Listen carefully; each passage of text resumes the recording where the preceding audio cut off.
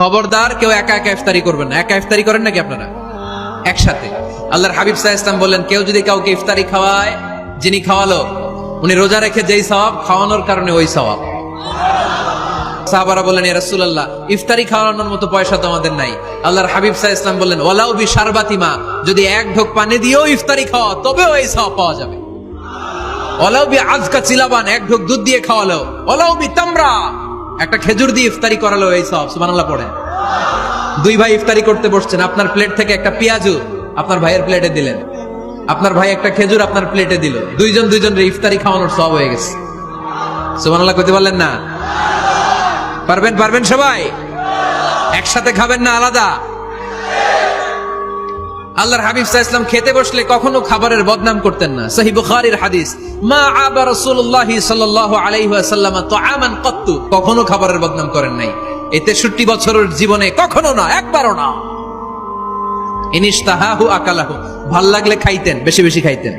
ওয়া ইন কারিহাহু তারাকা, ভালো না লাগলে রেখে দিতেন, ওটার দিকে তাকাতেন না। কিন্তু কখনো বলেন নাই লবণ বেশি হয়েছে, কখনো বলেন নাই ঝাল বেশি হয়েছে, এগুলো বললেন না। বলবেন? মহিলা প্যান্ডেলের ভাবিরা খুব খুশি, এখন খুশি হয়ে গেছে।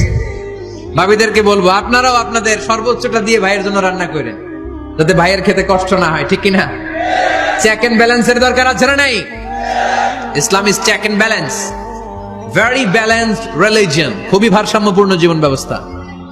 খাবারের বদনাম করবেন না। খাবেন, খাওয়ার শেষে শুকরিয়া করবেন কার? ঘরে কোরআন তেলাওয়াত করবেন। কি করবেন? করেন, আপনারা করেন? হ্যাঁ, ঘরে কোরআন তেলাওয়াত করেন প্রতিদিন। ফজরের পরে প্রতিটা পরিবার থেকে সুমধুর কোরআনের ধ্বনি ভেসে আসতে হবে। কথা কয় না? তা ঠিক বলেন না কেন আওয়াজ করে? প্রতিটা ঘরেই যেন কোরআনের সুমধুর বাণী উচ্চারিত হয়। এলাকার মসজিদের মক্তবগুলোতে হুজুর কোরআন পড়ায়, আছে এটা না? আমরা ছোটবেলা কিন্তু যাইতাম, আমি যাইতাম শাহী জামি মসজিদে, ওইখানে যে আমি কোরআন শিখছি। তো মসজিদগুলোতে আপনারা এই মক্তবের সিস্টেমটা চালু রাখবেন, প্রতিদিন সকালে কোরআন করবেন। কোরআন যেটা মুখস্থ করবেন, স্ত্রীকে শোনাবেন, স্ত্রী আপনাকে শোনাবে। প্রতি মাসের জন্য একটা সূরা নির্ধারণ করেন। কোনটা? একটা। এক মাসে একটা ছোট্ট সূরা মুখস্থ করা যাবে না?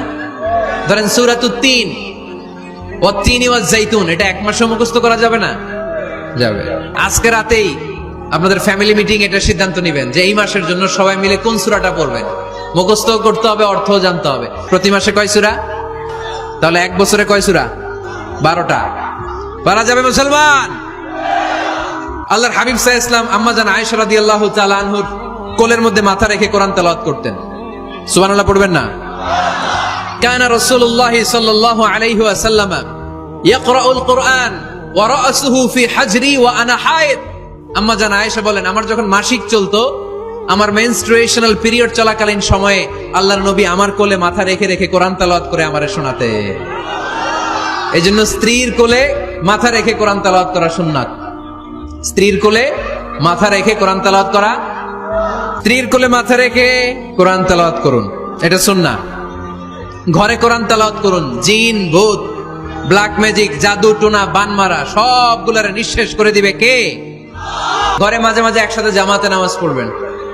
শুনতেছেন? আমার কথা শুনতে পাচ্ছেন? The family that prays together stays together. যে ফ্যামিলিগুলো একসাথে নামাজ পড়ে, এই ফ্যামিলিগুলো একসাথে টিকে থাকে আজীবন। সুবহানাল্লাহ নাই?